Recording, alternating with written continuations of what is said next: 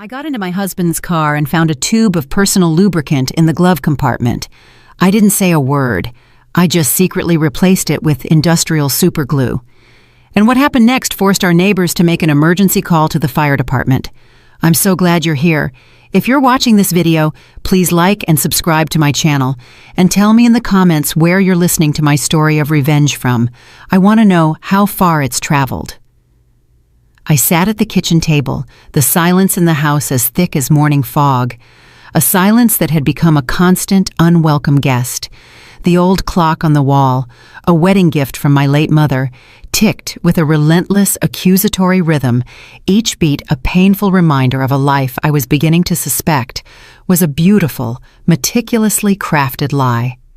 My husband, Julian, had just returned from one of his countless business dinners. He looked not merely exhausted, but haunted, as if he carried the weight of a secret, too heavy to bear.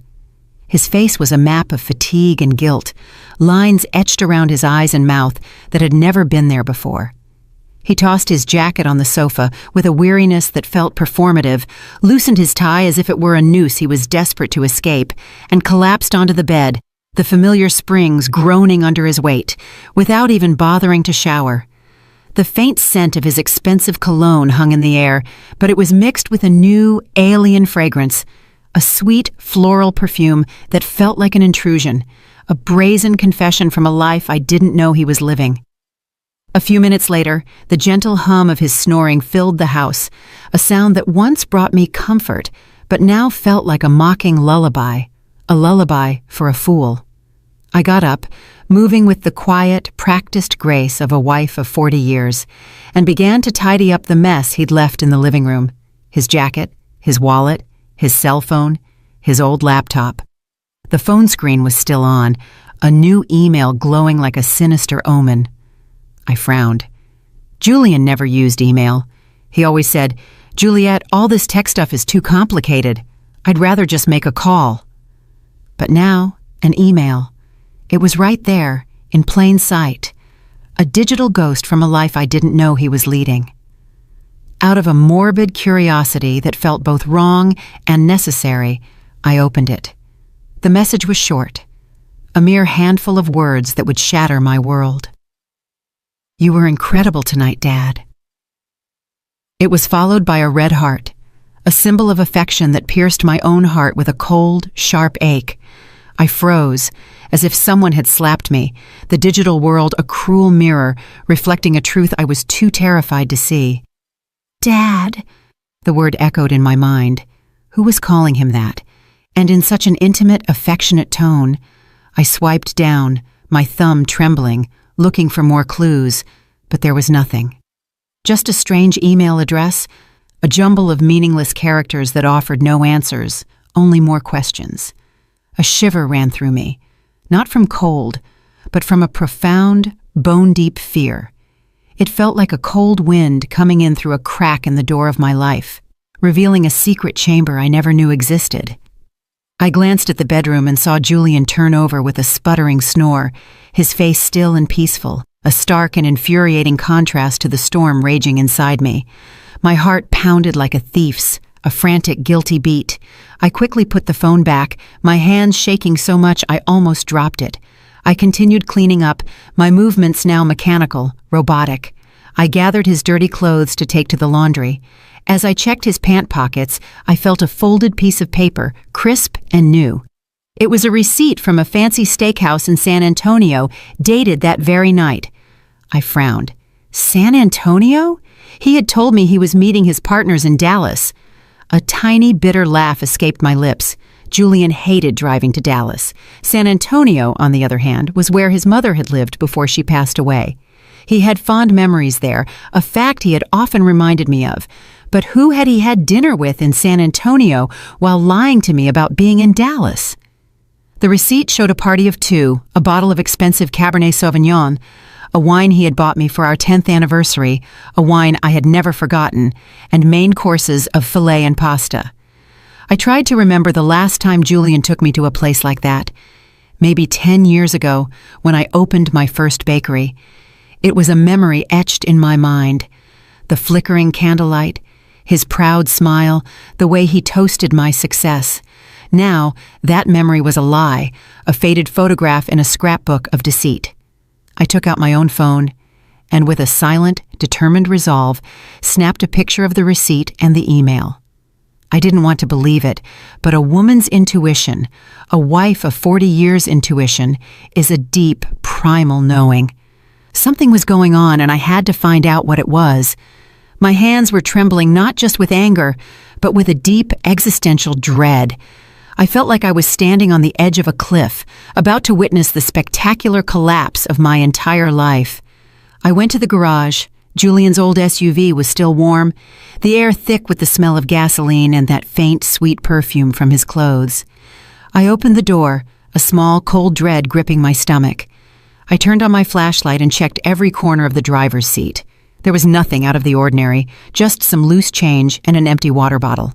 But as I reached into the passenger side glove box, my fingers brushed against something plastic and slippery. I pulled it out, and my heart almost stopped. A tube of used personal lubricant with dried residue on the cap, a sticky, damning piece of evidence. I stood there in the dark garage, staring at it as if it were a dirty secret, a tangible manifestation of my worst fears. Julian and I hadn't been intimate in years. He always said he was tired, that age had sapped his desire. So what was this lubricant for? The question echoed in my mind, each syllable a hammer blow to my fragile reality. I felt paralyzed, but kept a clear head, a survival instinct kicking in. I put it back exactly where I'd found it.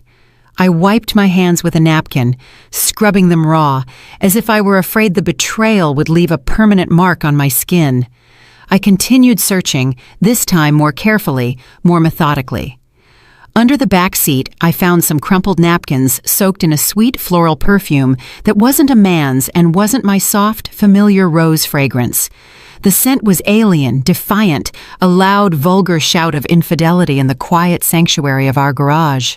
I took photos of everything, the lubricant, the napkins, as if I could capture the scent in an image. I closed the car and went back inside, the weight of the evidence pressing down on me, heavier than any flour sack I had ever lifted. I sat at the kitchen table, my hands trembling uncontrollably as I picked up Julian's phone again. By this point, I was almost certain he was cheating on me. I checked his messages, but there were only work chats, cold and dry like a desert landscape. His inbox was empty, except for that one strange email. I checked the sent and draft folders. Nothing. Everything was too clean, too perfect, suspiciously so, as if he had erased every trace of his deception.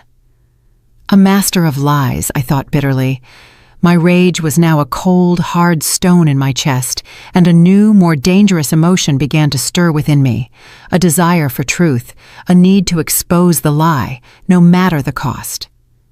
The next morning, just as the sun rose and the soft light filtered through the window curtains, I was already awake, a ghost in my own house. The image of the lubricant, the restaurant receipt, and that email wouldn't stop swirling in my head, a venomous carousel of doubt. I stood in the kitchen, my hands busy, but my mind a frantic whirlwind. I made a simple breakfast, 2 fried eggs, some toast, and a cup of the strong black coffee Julian liked. I had barely slept all night. Julian came down, looking tired, his hair a mess, and his eyes still groggy. He sat at the table, grabbed his coffee cup, took a sip, and set it down half full. "I have an important meeting today," he said in a husky voice, a rehearsed line he'd used countless times before without looking me in the eye. "I'm sure I'll be home late." He was so good at this, I thought. The easy lies, the casual tone, it made my blood run cold. I nodded with a strained smile, though all I wanted to do was scream, "Where is the meeting? With whom? In San Antonio again?" But I held back, my rage a silent fire, and simply replied, "All right, be careful." He got up, gave me a light pat on the shoulder, a gesture that felt more like an afterthought than a sign of affection, and left. The door closed, leaving the kitchen in silence, and me with a suspicion that was growing into a monstrous certainty. I cleared the table and washed the dishes one by one, the rhythm of the task a small anchor in the storm of my emotions. I couldn't just sit there inventing theories. I needed the truth, hard evidence. I picked up my phone and looked for the number for Mrs. Miller, a friend from years ago who had helped me so much when I first opened the bakery.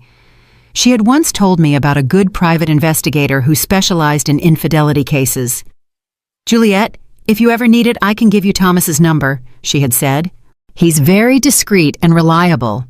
I never thought I would need to call him, but now I had no other choice. I dialed her number, my voice trembling, each ring a drumbeat of my mounting anxiety. "Hello, Mrs. Miller? Can you help me get in touch with Thomas? I need him." She was silent for a few seconds, a pause that spoke volumes before answering. "Juliet, what's going on? Did Julian do something?" I sighed, not wanting to get into the details over the phone, my pride bruised and raw. "I just need to know the truth. Can you help me?" Mrs. Miller, a woman of few words but profound intuition, agreed immediately, and just an hour later, I received a message from Thomas, asking me to meet him at noon at a small cafe downtown. "Mrs. Roberts, please don't worry. I will help you," he wrote.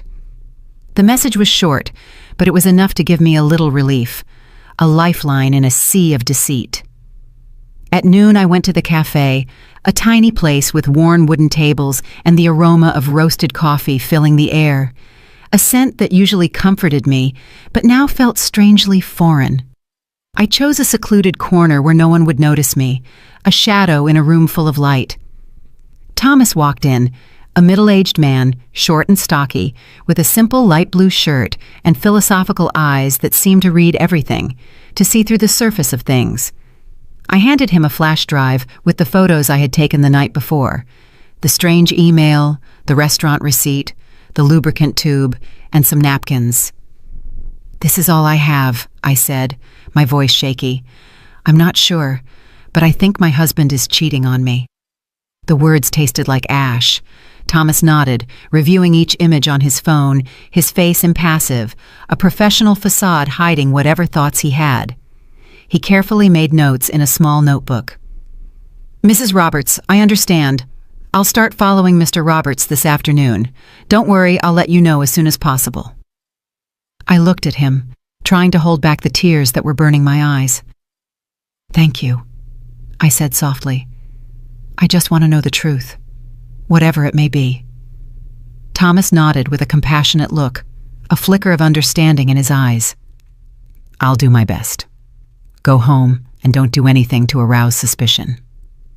I left the cafe and walked through the crowd, but I felt a loneliness I had never experienced before. 40 years of marriage, a lifetime built on a foundation of trust that was now crumbling beneath my feet. I had put all my trust in Julian. I always believed he was a family man, someone who would be with me through any difficulty. He was my rock, my anchor. And now here I was, hiring a stranger to follow my own husband. The irony was a bitter pill to swallow. I felt like I was in a bad movie, a character in a drama I never auditioned for. That night, as I sat in the bakery, the familiar scent of yeast and flour, a constant, soothing presence, going over delivery invoices. My phone vibrated. A message from Mr. Thomas. I opened it, my heart pounding a mile a minute, the blood roaring in my ears. It was a photo of Julian, in the light blue shirt he often wore, entering a fancy restaurant, holding hands with a woman. I zoomed in on the image, and my heart stopped. It was Allison, my daughter-in-law. She was wearing a tight black dress with heavy makeup, intense red lipstick, and her hair down. They didn't look like father-in-law and daughter-in-law, but like a couple on a date, their bodies turned toward each other, a shared secret between them. I sank into my chair, my hand trembling as I held the phone. Allison, how was this possible? At family gatherings, she and Julian always acted distant, barely speaking to each other. I now realized it was a masterful act, a performance for my benefit. Mr. Thomas sent more photos. In one, they were sitting in a secluded corner, the table decorated with candles and flowers. Allison was leaning toward him, smiling, and Julian was toasting her glass with an oddly tender gaze. I saw the photo and felt a crushing pain in my chest. In 40 years, I had never seen him look at me like that, not even when we were young, when I was that girl from San Diego with long hair and a radiant smile. He looked at me that way. A look of genuine adoration, of a love I thought was mine. Now it was hers. In the middle of the night, a video arrived from Mr. Thomas. The clock on the wall read 2:00 a.m. I put on my headphones, a desperate attempt to keep the secret contained, and pressed play. My hands so shaky I almost dropped the phone. In the video, Allison leaned close to Julian's ear, whispering something that made him laugh loudly, a sound that was a stranger to me. Her voice sounded sweet, her eyes sparkling under the restaurant lights. Then they got up and left, and Julian, ever the gentleman, opened the car door for her as if she were a lady and he were her lover. I replayed the video again and again, a self-inflicted torture. Each time felt like another stab to the heart. Allison, my daughter-in-law, whom I had treated like my own daughter, whom I had taught how to make our family's traditional flan. And Julian, the man I had given my whole life to, with whom I had built a family. What were they doing behind my back? Behind Daniel's back? The questions were a tidal wave, threatening to drown me. I saved all the photos and the video to a flash drive, making a note of every detail, date, time, place, even the name of the restaurant. My hands worked on autopilot, but my mind was in chaos. I didn't want to believe it. I couldn't believe Julian and Allison were capable of something so low, so cruel. But the evidence was right in front of me, undeniable, a mountain of proof. I stayed in the bakery among trays of sweet pastries that smelled delicious, but I felt like my world was falling apart. I remembered the early days of the business, when Julian would help me carry sacks of flour, when we would laugh together in that little kitchen, our dreams as big as the sky. Now it all seemed like a distant memory, a beautiful lie I had lived for too long. The next morning, I was in the small kitchen of the bakery, holding a list of orders for a large hotel downtown. The smell of flour and vanilla, which always brought me peace, felt empty that day, a hollow comfort. As soon as I finished signing the delivery invoice, my phone vibrated in my apron pocket. I wiped my hands, and my heart sank when I saw it was a message from the detective. Just a short sentence. Mrs. Roberts, I'm sending you more evidence. I took a deep breath, trying to stay calm, but my hands trembled as I opened the message. A series of photos appeared on the screen. The first showed Julian, in his usual gray shirt, leaving a law office near the main plaza. By his side was Allison, in a beige office dress, her hair in a high ponytail, and huge dark sunglasses that almost covered her face, a pathetic attempt at anonymity. They were walking very close together, not like in-laws, but like a couple, their bodies a testament to their forbidden bond. In the next photo, they were standing in front of a 4-star hotel with gleaming glass doors and a gold sign. I zoomed in, desperately looking for some sign to deny what I was seeing, but there was nothing. They looked too natural, too comfortable together, a part of a world I was not a part of. Then came a short video from Mr. Thomas. I pressed play, and my heart pounded so hard I thought it would burst, a frantic drum against my ribs. The shot was from a distance, but it was clear enough to see Julian and Allison on the 3rd-floor balcony of the hotel. His arm was around her waist, and she was resting her head on his shoulder, her long hair moving softly in the wind. And then, like a stab, I saw them share a quick kiss, without trying to hide. It was a brief kiss, but it was enough to burn away the last spark of hope I had left.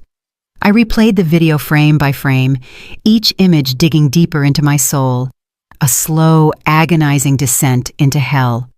The room curtain opened slightly, and Allison came out, running to hug Julian, her face lit up with happiness, as if she were a young girl in love. I slumped into the chair, clutching the edge of the table to keep from falling apart.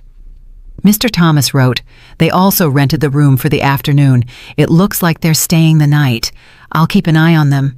I read the message over and over, my throat tight, as if I were being strangled. Just a few hours earlier, Julian had written to me, "Juliet, I won't be home tonight. I have to meet a potential partner from out of town. Get some rest." The tone was sweet and caring, just as it had been for years. But now I knew it was all a lie, a well-constructed lie. A potential partner from out of town. He wasn't out of town. He was here, in a 4-star hotel with our own daughter-in-law. I opened my portable hard drive and carefully saved every photo and every video. Each time I hit save, I looked at the image, as if to make sure I wasn't dreaming. In the video, Julian's gaze toward Allison was so tender. The way he caressed her hair reminded me of the way he used to do it with me more than 30 years ago. We were young, and I believed our love would last forever, a promise whispered under a starry San Diego sky. Now, seeing this, all I saw was lies and blatant betrayal. I remembered family gatherings, everyone sitting around the table, a tableau of our perfect family. Allison always sat far away from Julian. Sometimes she even looked at him with disgust. Daniel would joke, "Mom, I think Allison can't stand Dad. She avoids him like the plague." I believed it too. I thought they just didn't get along, that she was just trying to fit into the family. But now I understood it had all been a farce, a carefully choreographed dance of deception. They acted too well in front of me, in front of Daniel, in front of the whole neighborhood. I felt like a fool, a blind wife, betrayed by 2 traitors right in front of my eyes. People were going about their lives unaware of what was happening on that hotel balcony. But Mr. Thomas had captured the perfect moment, like a silent hunter, a snapshot of my reality. I replied to him, "Thank you. Please keep watching. I need to know everything." He answered briefly, "I will. Stay calm." That night I returned to the house that had been my home with Julian. It felt foreign now, a place of ghosts and lies. I opened the dresser drawer and took out a thick envelope, my hands moving with a grim determination. I printed all the evidence, photos of Julian and Allison leaving the lawyer's office, photos of them entering the hotel, photos of them on the balcony, and every frame of the video. I carefully arranged them, sealed the envelope, and hid it at the bottom of the drawer, under old family photos. I looked at a photo of the 4 of us, Julian, Allison, Daniel, and me, at Daniel's birthday party a few years ago. Allison was smiling, hugging Daniel tightly, while Julian stood beside me with his arm on my shoulder, looking proud. Now, looking at it, all I wanted was to rip it to pieces, to tear the image of their smiling faces from my life. The next morning, just before dawn, I heard the front door open slowly. Julian staggered in, smelling of alcohol.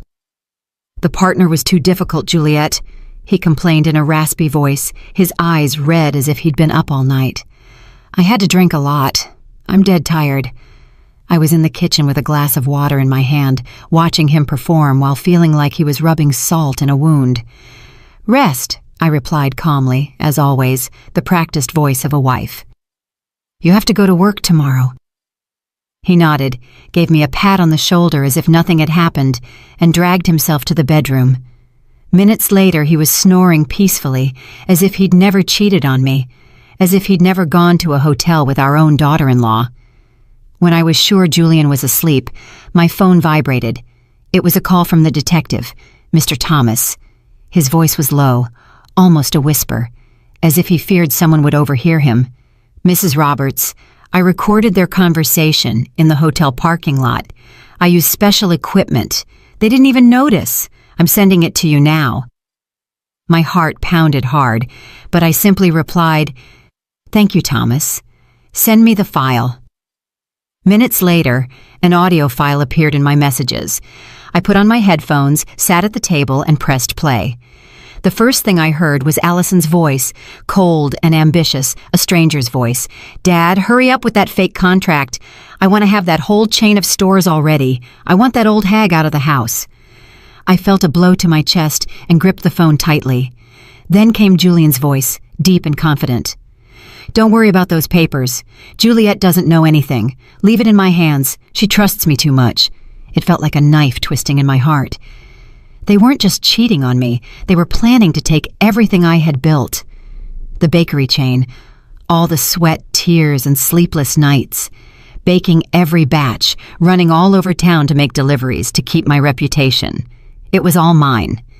Julian never once got his hands dirty in the kitchen.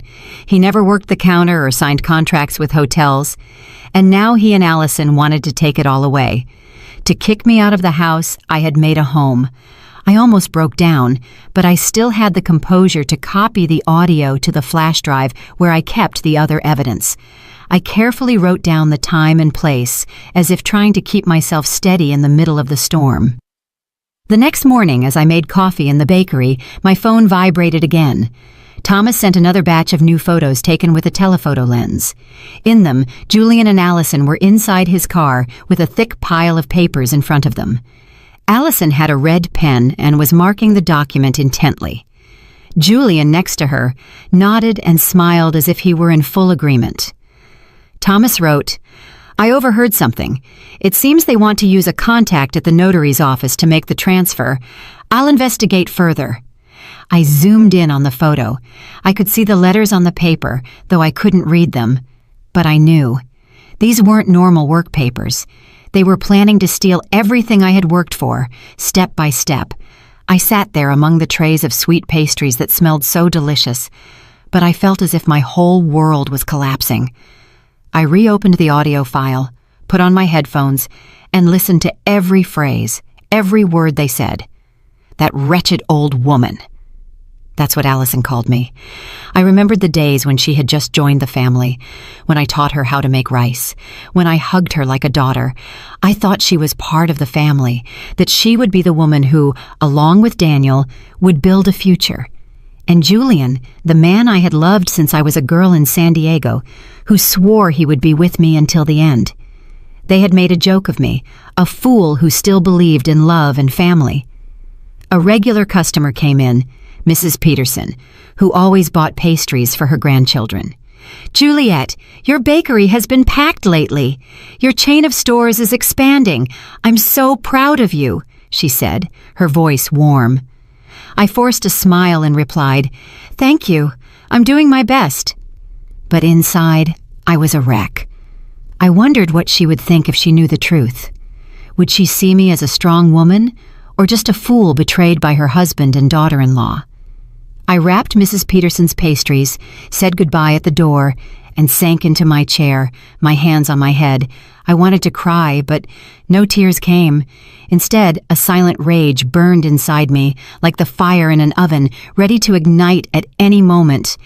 That night, at dinner, I sat across from Julian in the small kitchen under the yellow light that gave his face a strange, distorted glow.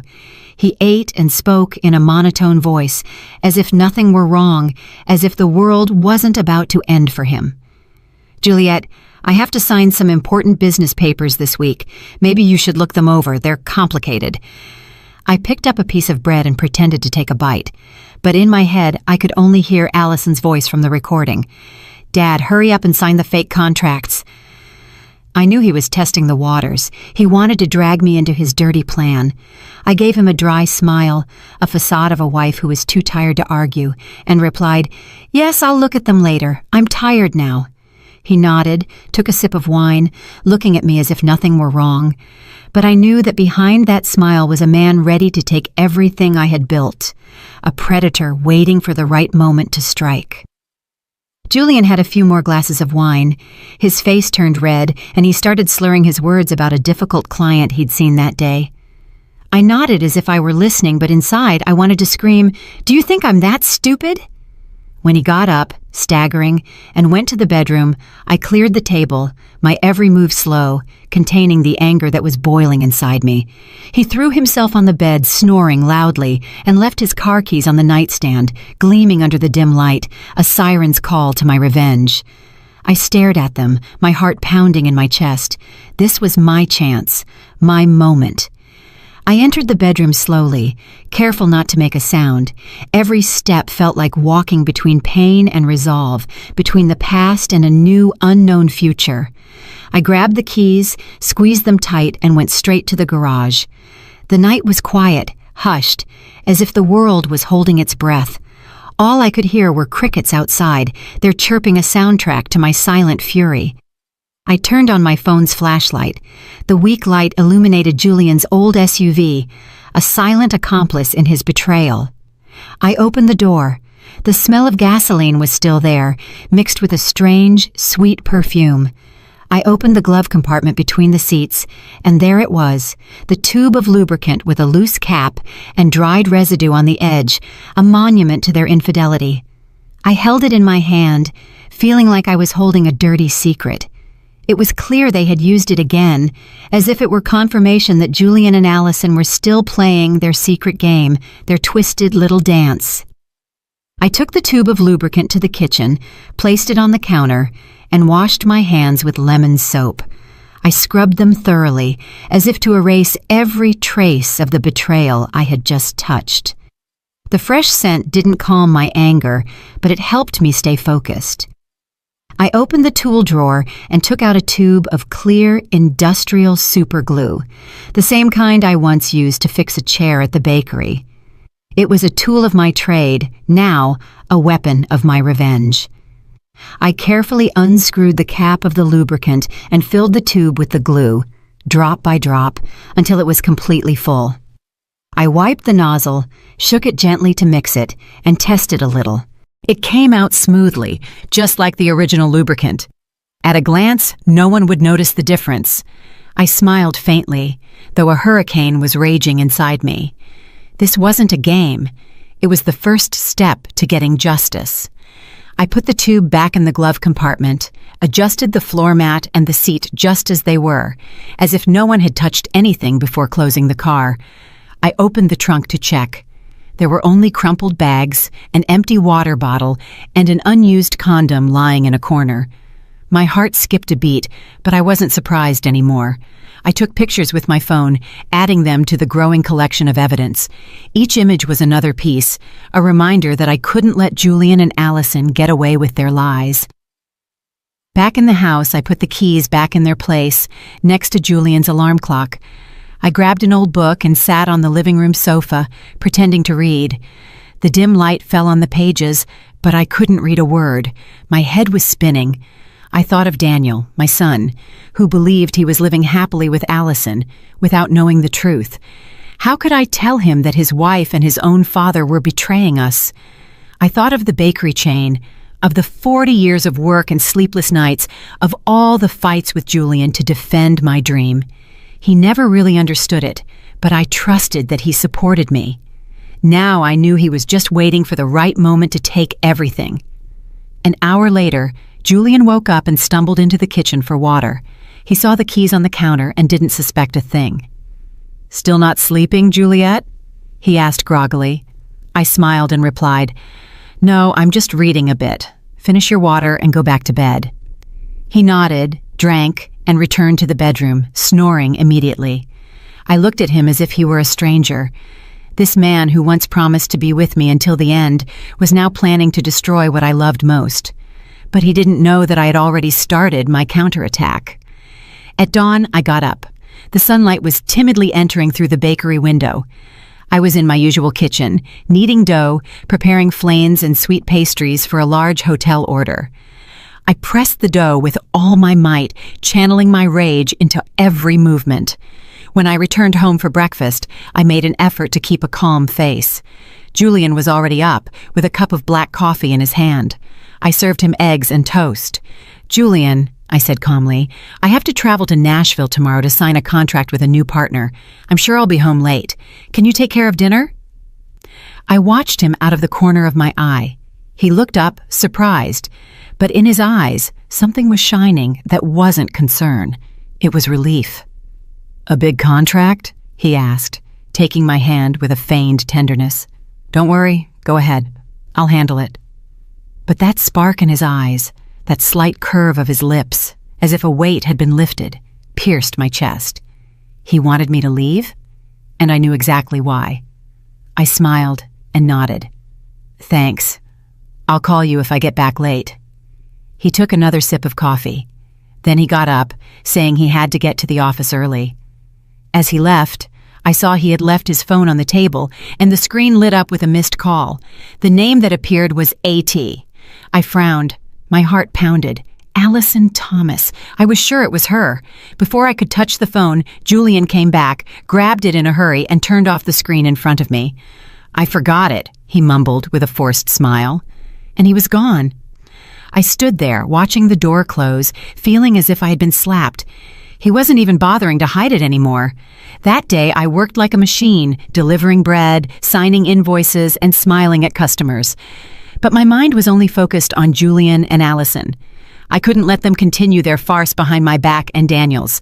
I needed more evidence, to hear from their own mouths what they said when they thought no one was listening. That night, I pretended to be tired. I went to bed early and told Julian, "I have to wake up early tomorrow to catch the bus, so I'm going to sleep." He nodded, gave me a pat on the shoulder. "Rest, Juliet. Be careful on your trip tomorrow." I lay down and closed my eyes, but I sharpened my hearing, attentive to every sound in the house. Close to midnight, when Julian's snoring stopped, I heard him get out of bed quietly. The faint light from his phone shone in the darkness. He left the room with his phone, thinking I was asleep. I stayed still, my heart pounding. Then I slowly got up and followed him on tiptoe. I hid behind the thick living room curtain and saw him standing in a dark corner near the window. He put the phone to his ear and spoke softly. "Yes, of course. Come over to the house tomorrow. We won't have to go to a hotel anymore. Juliet has to leave town to sign a contract and she'll be back late." I heard a soft giggle from the other side, Allison's sweet voice. "That's great, Dad. Finally we can relax." Julian laughed, replying, "Yeah, come early. I'll be waiting." I stood there behind the curtain, feeling my blood boil. They weren't just cheating on me. They were planning to turn my house, my son's home and mine, into their meeting place. I returned to the bedroom in silence, opened a drawer, and took out Daniel's old recorder, the one I bought him for college to record his classes. I checked the battery, put in a new one, and turned on continuous recording. I hid it behind the bookshelf in the bedroom, next to the headboard, certain it would capture everything. I carefully adjusted the cable and covered it with a family photo frame. The photo of the four of us at Daniel and Allison's wedding. Looking at it, I felt a bitter taste. Allison's smile, Julian's hug. Now, they were all lies. Before going back to bed, I checked again that the recorder was working. I placed the photo frame just right to hide the cable. Then I lay down, pretending to be asleep. Julian came back to the bedroom, threw himself on the bed, and snored as if nothing were wrong. But my eyes were wide open in the darkness, more awake than ever. I reached for the clock and set the alarm for earlier than usual. I closed my eyes, but not to sleep. I was ready for the next step of my plan. I woke up at 5 o'clock in the morning when it was still dark. Only the faint light from the street lights was coming through the window. The house was silent. All I could hear was Julian's steady snoring from the bedroom.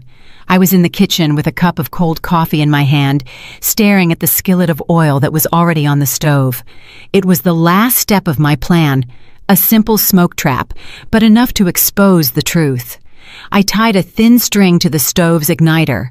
I ran it over to the window and attached it to a heavy object, an old coffee can I found in the cabinet. All I had to do was pull it from a distance, and the flame would ignite the oil, creating thick black smoke, enough to alarm the neighbors. I opened the window by the stove a little so the smoke could get out. Then I tested it once. The smoke rose quickly, forming spirals like a warning. I turned it off immediately, checked everything again, and made sure not to leave any trace that might make Julian suspicious. I put on a jacket, grabbed my large purse, and pretended to be leaving for my trip. Before I left, I went into the bedroom and gently shook Julian. "I have to go to the bus station right now," I said in a calm voice. "I'm going to sign a contract. I'll probably be back late tonight." He opened his eyes and in a sleepy voice replied, "All right. Be careful, Juliet. Call me if you need anything." Then he buried his face in his pillow and went back to sleep. I looked at the man I once loved and trusted. Now, lying there, unaware of the trap waiting for him, I turned away, my heart heavy but my legs steady. Instead of going to the station, I went across the street to Mrs. Peterson's house. She was my neighbor and my friend. She opened the door and looked at me, worried, when she saw my purse. "Juliet, what are you doing up so early? Is something wrong?" she asked with affection. I forced a smile. "Mrs. Peterson, can I stay here for a few hours? I need to watch my house." She frowned but didn't say anything else. She poured me a hot cup of coffee and gave me a chair by the window. From there, I could see the entrance to my house, where Julian and Allison would enter, and where the truth would be revealed. Around 10 o'clock, a taxi pulled up in front of the house. Allison got out, wearing a light floral dress and dark sunglasses, as if she were afraid someone would recognize her. Julian opened the door, looked around in a hurry, and quickly ushered her inside. I gripped my coffee cup tightly, my heart pounding in my chest. "It's time," I murmured, and turned on the app on my phone, connected to the hidden recorder I had left in the bedroom. The sound started coming through my headphones. Allison's laughter, the clinking of glasses, heavy footsteps. Then I heard Julian's deep voice. "All right, we don't have to hide in a hotel anymore." Allison laughed. "You really know how to pick your moments. The old hag is gone, right?" I bit my lips, holding back the rage as I listened to her call me the old hag with so much contempt. Then the bed started to creak, along with other sounds I didn't want to keep listening to. I closed my eyes, took a deep breath, and told myself, "Just a little longer, Juliet. Just a little longer." A few minutes later, suddenly, Allison screamed, "What the hell is this? We're stuck!" Her voice was filled with panic, almost sobbing. Julian growled, "Shut up! Wait, let me see!" I smiled. I barely touched my phone and activated the smoke trap remotely. The string pulled hard. The stove ignited. The skillet of oil caught fire. Black smoke billowed out of the kitchen window in thick spirals, spreading outside like an alarm signal. Mrs. Peterson gasped. She looked out the window. "Juliet, your house is on fire!" I pretended to be scared, but inside I felt strangely calm. Neighbors started coming out into their yards, shouting, "Juliet's house is on fire! Call the firefighters!" A man nearby, Mr. Miller, quickly took out his phone and called the city fire department. I stayed there, holding my coffee cup tightly, my eyes fixed on my house. Everything was going according to plan. In my headphones, Allison's voice sounded more and more desperate. "Julian, do something! I can't move!" Julian's voice roared. "Don't scream! I'm trying!" But I knew they couldn't do anything.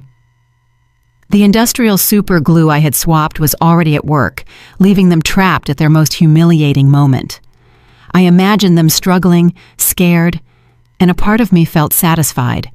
Not because I was cruel, but because they had pushed me to this. They wanted to take my bakery, my family, even my honor. Now I would make them pay. I looked out the window. The smoke continued to rise, getting thicker. The neighbors were crowding together, yelling in a panic. "What's going on?" someone asked. "Where's Juliet?" "She went out of town for work. That's what I heard," another replied.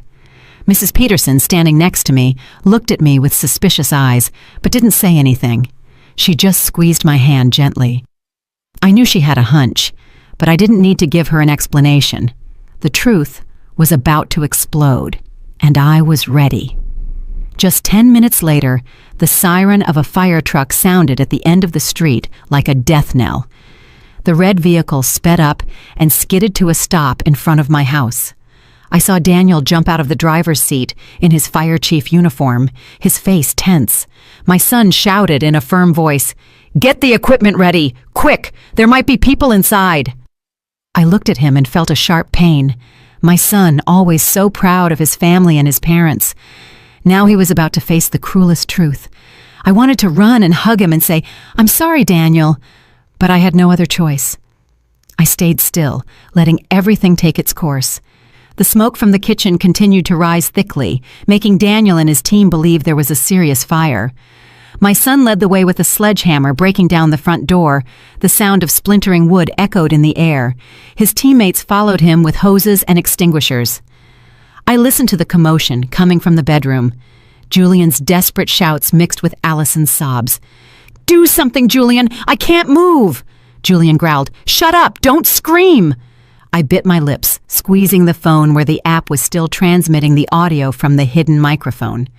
They were trapped, helpless, just as I had calculated. Daniel entered the bedroom, and I could imagine what he found. His own father and his wife, naked, stuck to each other on the bed, their faces pale with pain and panic. I wasn't there, but through my headphones, I heard Daniel's voice falter. What is this? A firefighter behind him murmured in surprise, "Oh my God!" Another couldn't hold back and let out a nervous laugh, but Daniel immediately shouted, "Silence!" I knew that cry wasn't just to maintain order, but my son's last attempt to hide his pain. The humiliation was now exposed, not just to Daniel, but to the entire fire team and the whole neighborhood. A firefighter ran out and told Daniel, "Chief, the smoke is under control. It was just a small oil fire, nothing serious." But Daniel didn't reply. I figured the young man was still in the bedroom, frozen by what he was seeing. The neighbors started to arrive, crowding in front of the door, pointing and whispering. "What's happening?" "It's Julian and his daughter-in-law!" a woman shouted, her voice full of amazement. "Oh my God, how could this have happened?" Another chimed in. Mrs. Peterson, standing next to me, took out her phone and silently started recording, moving the camera closer to Julian and Allison, who were writhing in bed, their faces contorted with pain. She looked at me with eyes full of pity and anger. "Juliet, you knew about this, didn't you?" I didn't answer. I just nodded softly, without taking my eyes off the window. Daniel came out of the bedroom. I heard the thud of his boots on the hardwood floor. Through the headset, I heard Julian shout in a raspy voice, "Get everyone out of here! Close the door, Daniel!" But it was too late. The whole neighborhood was gathered, their faces showing disdain, their whispers sounding like a chorus of shame. "Father-in-law and daughter-in-law caught in the act. Unbelievable!" a man exclaimed. "Poor Juliet, how did it come to this?" Another sighed. The firefighters, after a moment of hesitation, had to act. They wrapped sheets around Julian and Allison, trying to cover their stuck-together bodies, and carried them out on stretchers.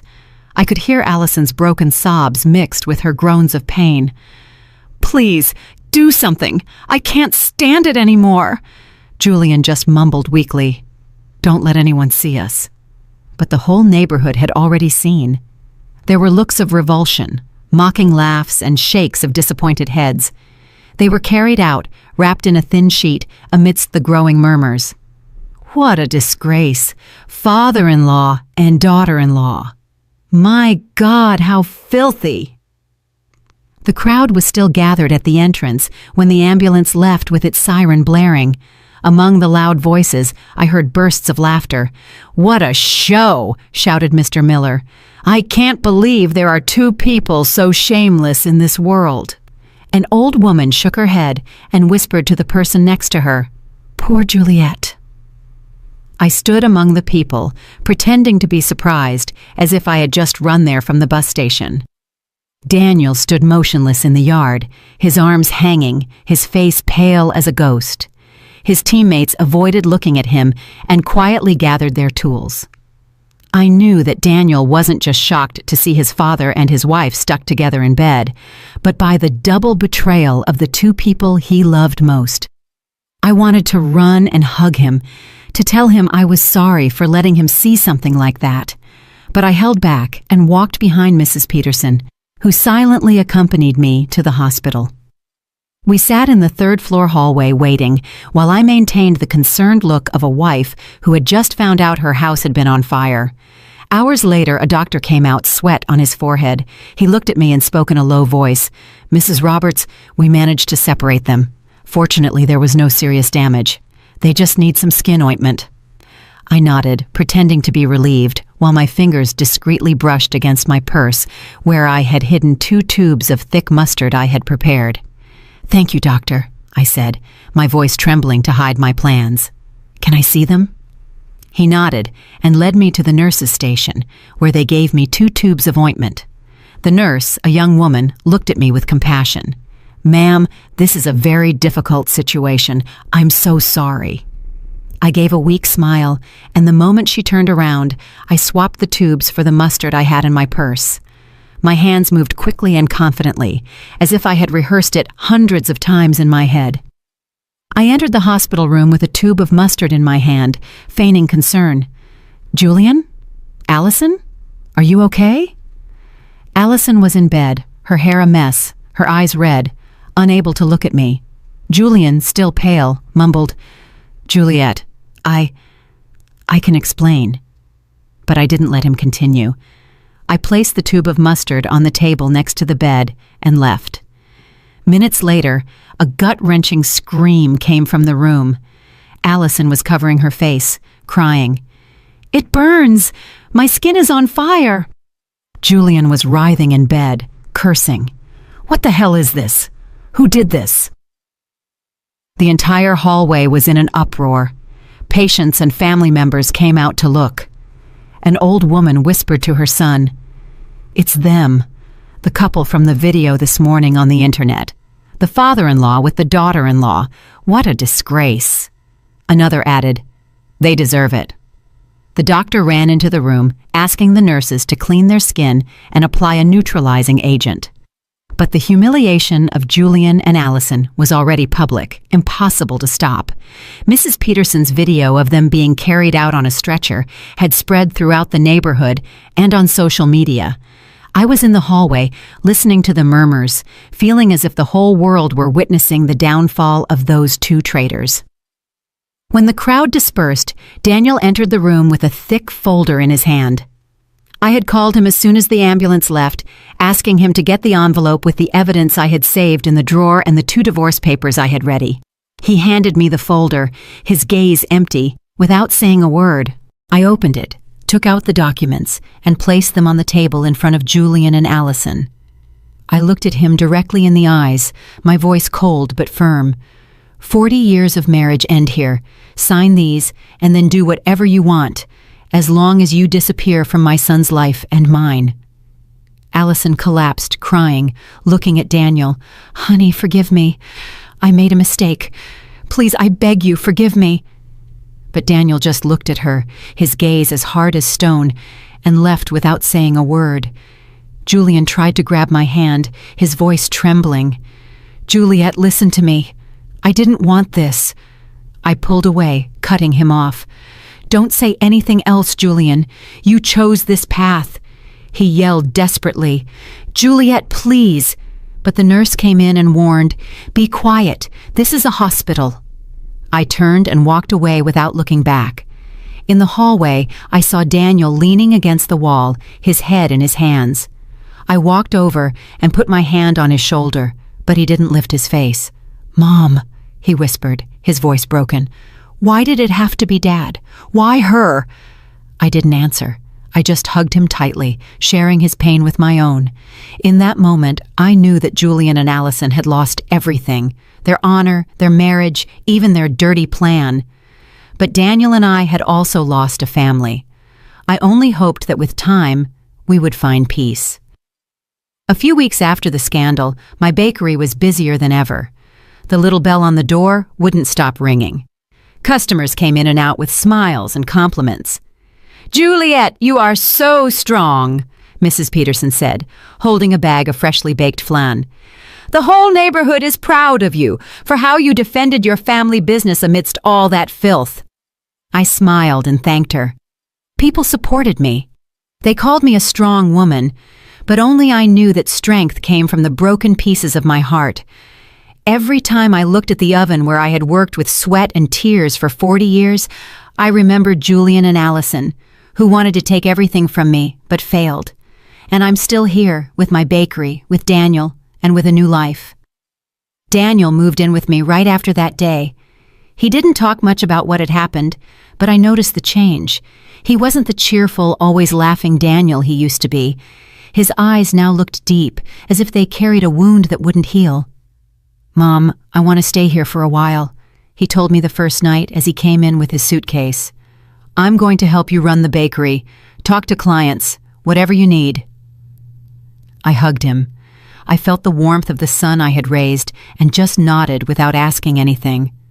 I knew Daniel needed time, and so did I. Every morning, we opened the bakery together.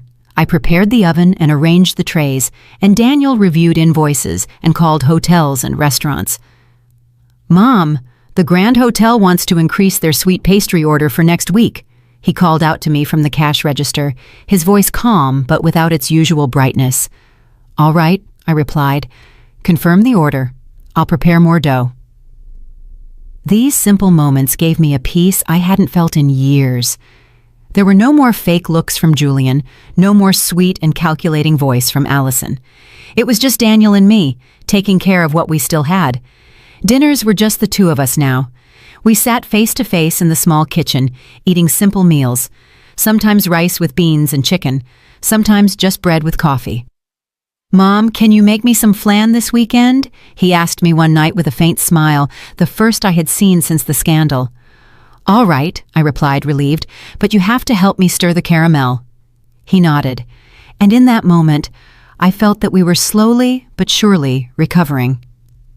I started making time for myself, something I almost never did in 40 years. I joined a cooking club at the community center, where women my age shared recipes and told their stories.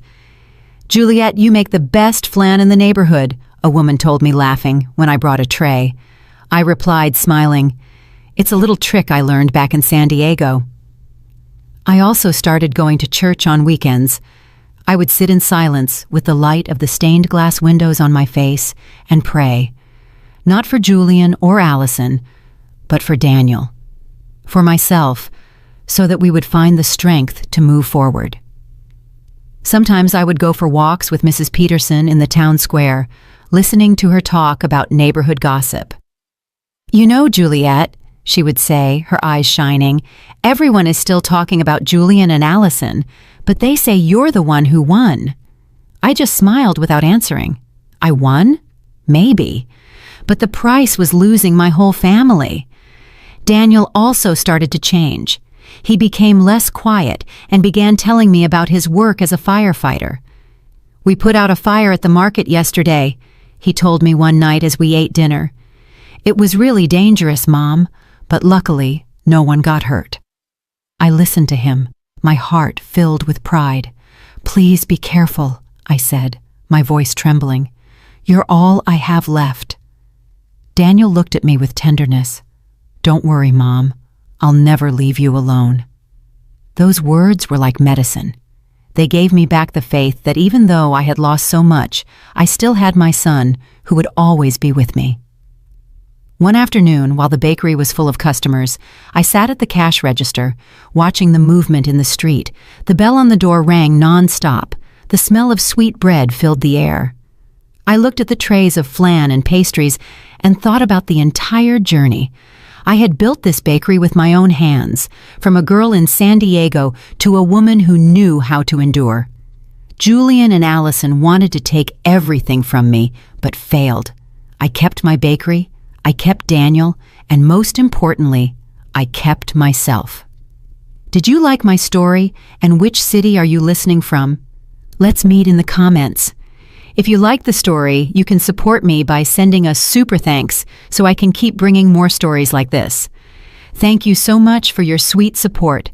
I'm looking forward to your comments on the story. On the screen, you can see 2 new life stories that I highly recommend. There's so much more on my channel. Don't forget to subscribe. See you in the next life story with love and respect.